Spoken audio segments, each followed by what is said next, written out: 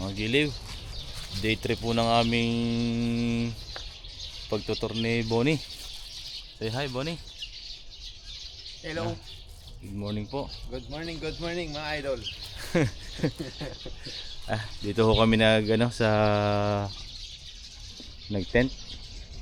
Kita nyo ng bundok pala yan. Nung kami dumating ho dito mga giliw, alas 8 na ng gabi. Kaya hindi namin napansin, bundok pala yan. Tapos yan mga tent nila. Ang isang bahay po yan ay 3,000. Ang isang kubo na yan. Pag kayo pupunta dito mga giliw, kahit wala kayong reservation, punta lang kayo dito. 3,500 hanggang 5,000 to 4,000 ang kanilang mga cottage dito ng mga tent. May mga cottage silang ganyan. Pwede rin kayo magdala ng tent. Katulad namin, nagdala kami ng tent para hindi siya maputika na dito sa platform, wooden platform.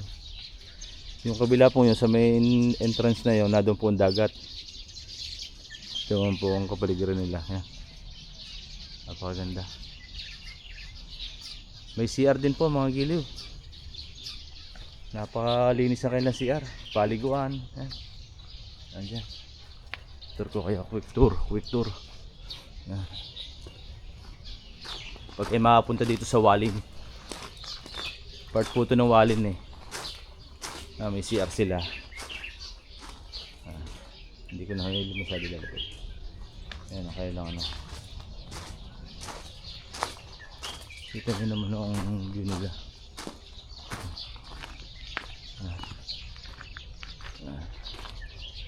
May malaki silang hole.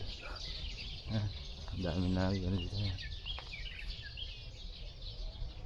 Ganda lang kayo mga cottage mga giliw. Yan, pwede nyo i-rent yan. 3,000 mahigit. Ito nasa 4,000. Yan ang aming tent.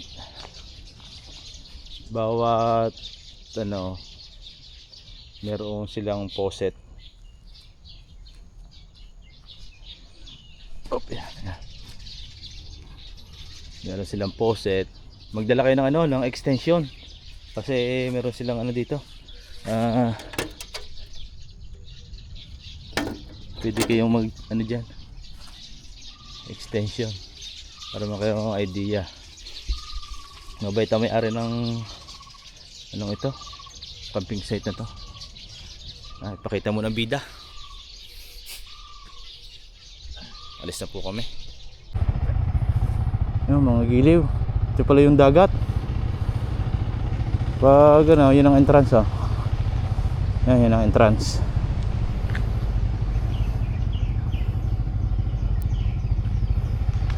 Tapos kami palis na mga giliw.